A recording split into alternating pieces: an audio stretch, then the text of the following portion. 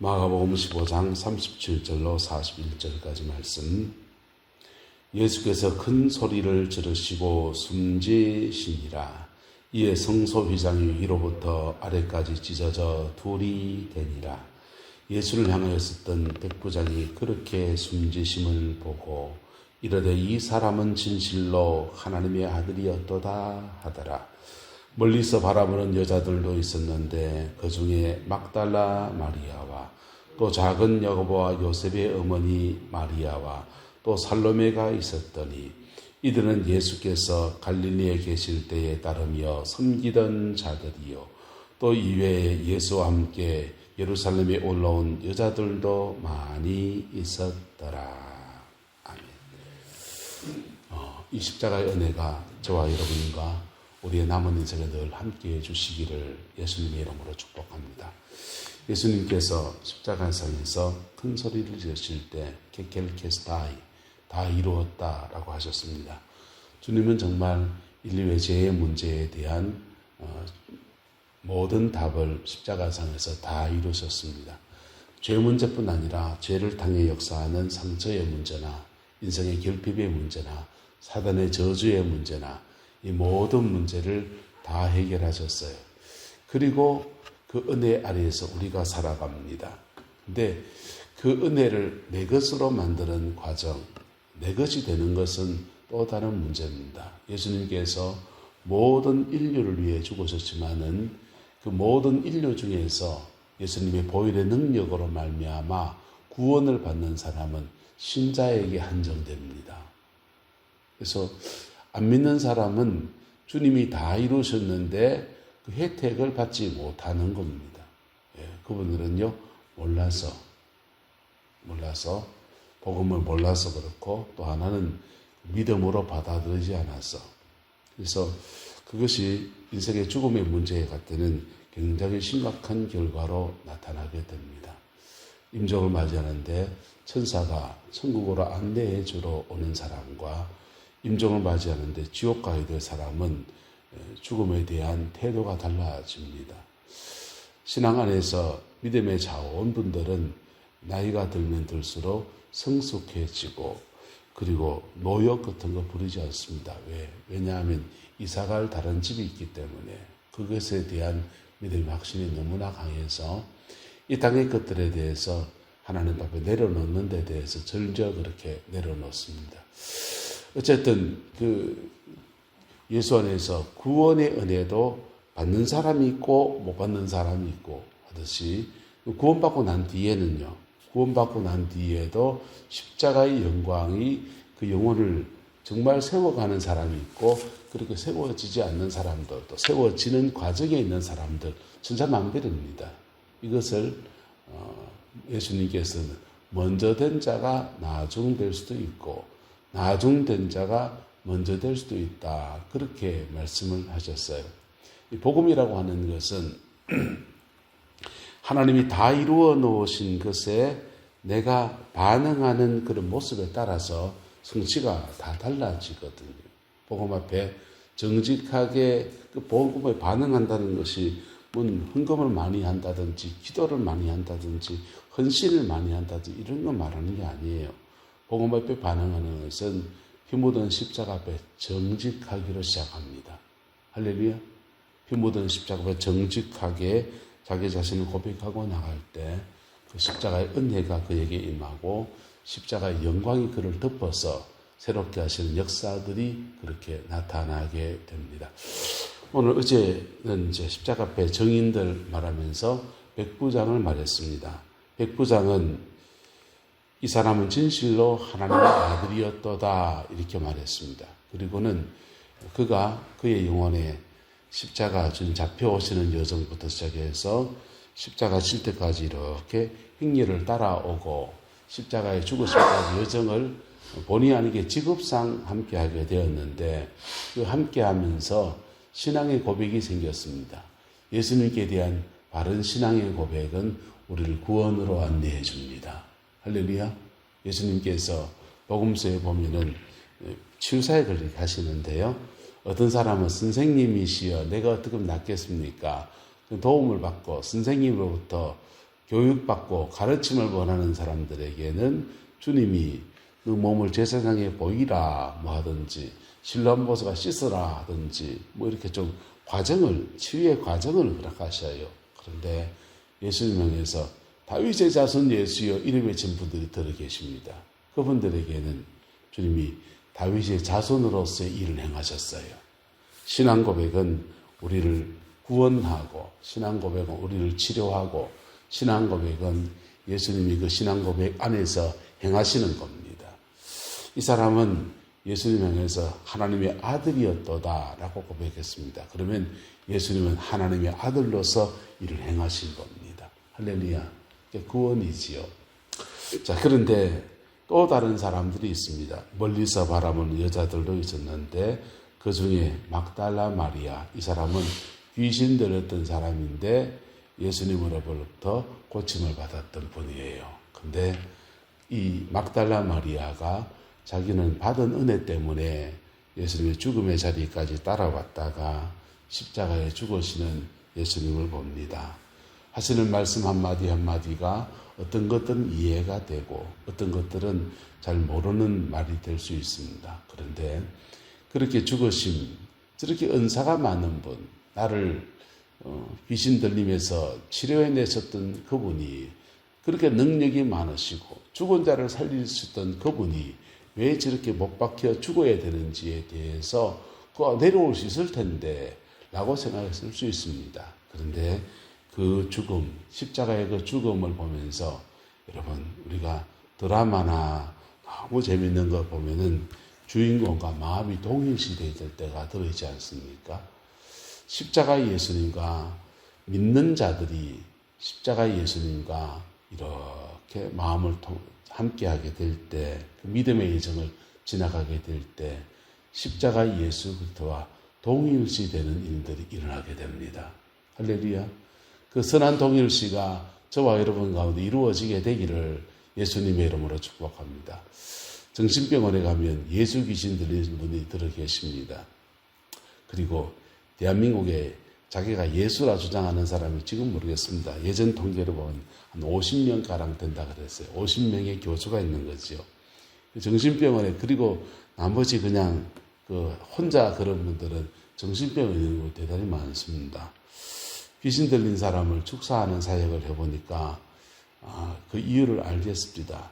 예수 믿는 사람들에게는 악한 귀신이 그 사람에게 다가올 때 내가 예수다, 날 받아라, 난 성령이다, 날 받아라, 난 천사다, 이렇게 오기도 하고, 예수가 네 안에 들어왔으니 내가 그 안에서 있는 영들이 예수가 네한테 들어와서 네가 예수다, 뭐 이렇게 그렇게 일하게 하기도 합니다. 근데 그 동의는 교만이에요. 예수처럼 되어보고 싶은 영적 교만이 작동하면서 이단에 빠져버리고 그런 귀신 들림에 들어가 버리는 거, 속아서 그런 것도 있고. 근데 십자가에 정말 성령 안에서 동일시가 되면 한 따라합시다. 나는 죽고 내 안에 예수가 삽니다. 막달라 마리아 귀신 들렸다가 치유받은 사람이에요.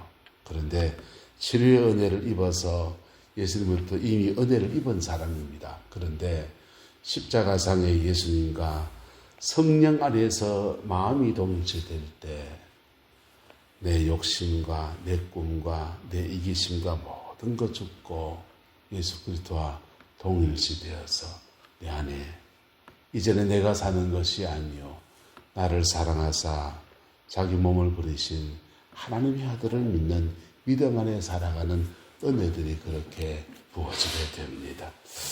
또 작은 야고보와 요셉의 어머니 마리아 이렇게 얘기했습니다. 요셉이란 말도 야고보 요셉의 어머니 마리아, 작은 야고보와 요셉의 어머니 마리아, 또 살로메 이렇게 얘기했는데요. 예수님의 어머니 마리아와 또 야고보와 요한의 어머니 마리아, 살로메가 함께 예수님 앞에 십자가 앞에 있습니다. 이들도 예수님 앞에 십자가 앞에 있을 때 동일한 은혜들이 부러집니다. 한번 따라합시다. 예수님과 하나 됩니다.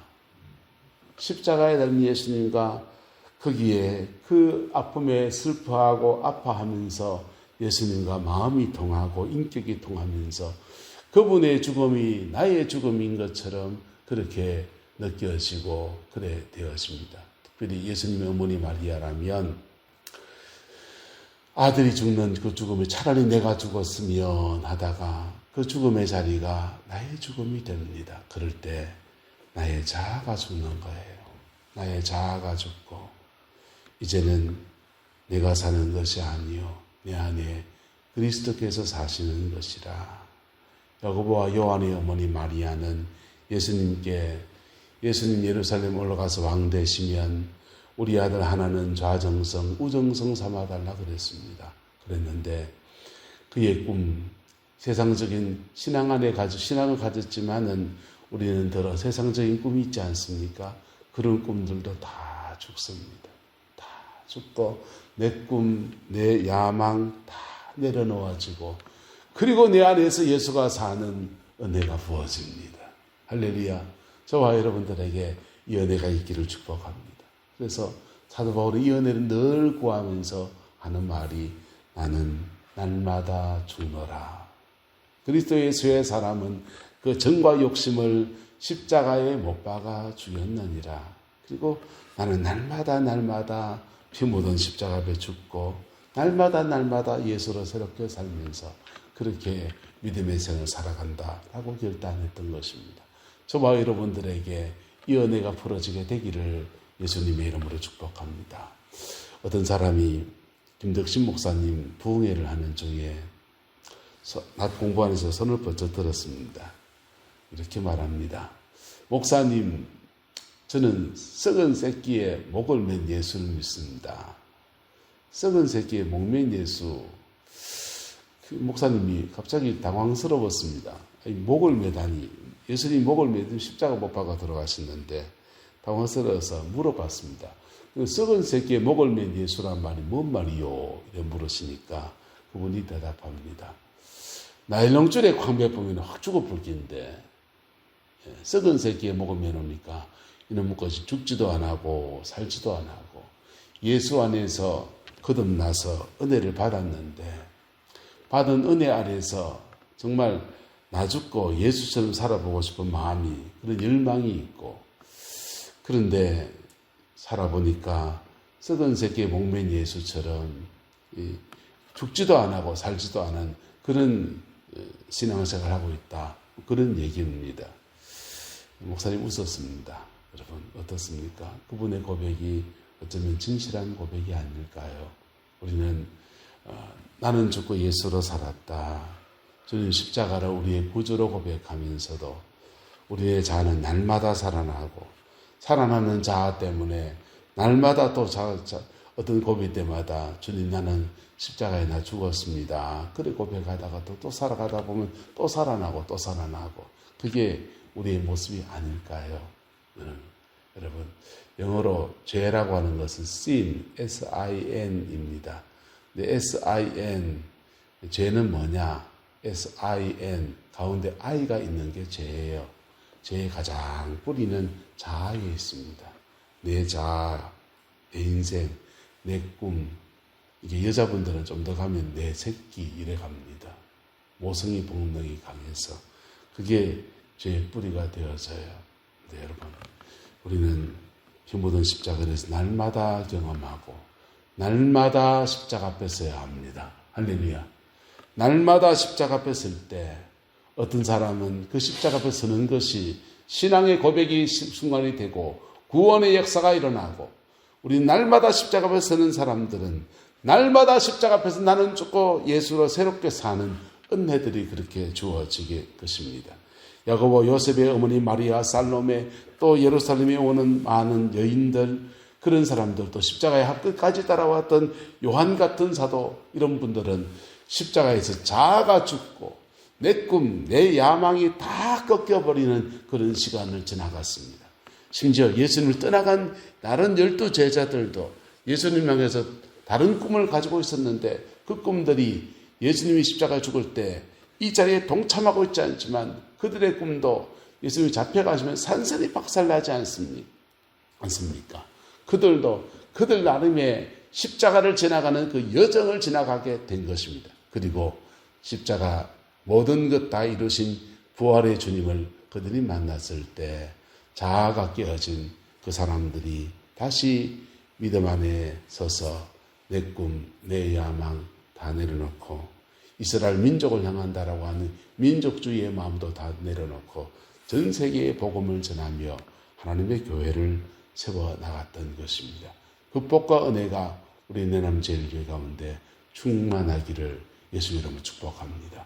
신앙 안의 어린 성도들은 예수의 십자가 앞에 설 때 신앙 고백이 탄탄해져서 예수 그리스도 당신은 하나님의 아들이었도다 이 고백을 하고서 구원의 반열에 이르게 되고 구원받은 믿음의 성도들은 십자가 앞에 다시 서게 될 때 나 위에 죽은 예수님의 죽음 앞에 나도 죽고 예수로 사는 아름다운 은혜가 그래 이루어지는 거예요. 그게 반복되는 겁니다. 썩은 새끼에 목매인 예수 믿는다는 말이 맞는 말인지 모르겠습니다.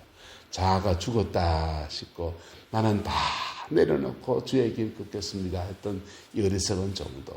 인생의 고비를 지나보니까 다시 욕망이 생겨나고 다시 자아가 일어나고 내 꿈이 생겨나고 목사의 세계 안에서 이런 생각들이 너무 많은 거 보니까 썩은 새끼에 목맨 예수 믿는다는 말이 참으로 맞는 것 같습니다. 근데 별 수 없습니다. 임종할 때까지 죽게 갈 그때까지 사도 바울 고백처럼 나는 날마다 죽노라 이 고백하며 다가설 수 있기를 축복합니다. 고백하고서 다가서지 않으면 주님이 가끔씩 죽을 일을 만들어요. 내가 죽지 않으면 안 되는 상황들을 만드십니다.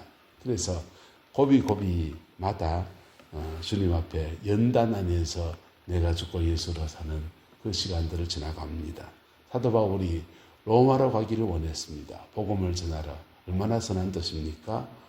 그 사도 바울의 선한 뜻을 그래 주님이 알았다 들어줄게 하면서 비행기를 대령하신 것도 아니고 뭐 말 타고 갈 수 있는 길을 내신 것도 아니고 평안하게 가게 해줄게 이래 안 하셨습니다.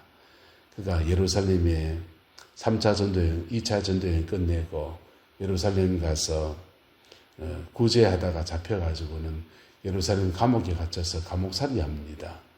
적은 횟수가 아니에요. 그렇게 감옥살이 하고서 총독이 바뀔 정도로 그런 계절이 바뀌는 시간을 지나고서야 그 자아가 죽고 예수로 사는 사람으로 비세워지고는 그리고는 로마로 보내셨습니다. 그리고 그 로마의 복음화가 제대로 펼쳐지기 시작했던 겁니다. 저와 여러분들 가운데 나는 죽고 예수로 사는 이 은혜가 우리 교회 가운데 온전히 풀어져서 먼저 믿은 성도들은 나는 죽고 예수로 살고 신앙이 어린 성도들은 피 묻은 십자가 앞에서 신앙 고백이 반듯하게 세워지는 십자가의 영광이 풀어지게 되기를 예수 이름으로 축원하고 소망합니다. 기도하겠습니다. 좋으신 아버지 하나님, 십자가의 증인으로 살아가야 될 저희들입니다. 그러기 위해서 나는 죽고 예수로 사는 이 믿음의 결단을 아버지 앞에 구하고 주의 은혜를 간청합니다. 성령님 역사에 주옵시고 성령님 주장하여 주셔서 예수 안에서 넉넉한 승리와 이김의 역사가 있게 하나님 주장하여 주옵소서. 주의 평강이 함께해 주시기 원합니다. 예수님의 이름으로 축복하며 기도드리옵나이다.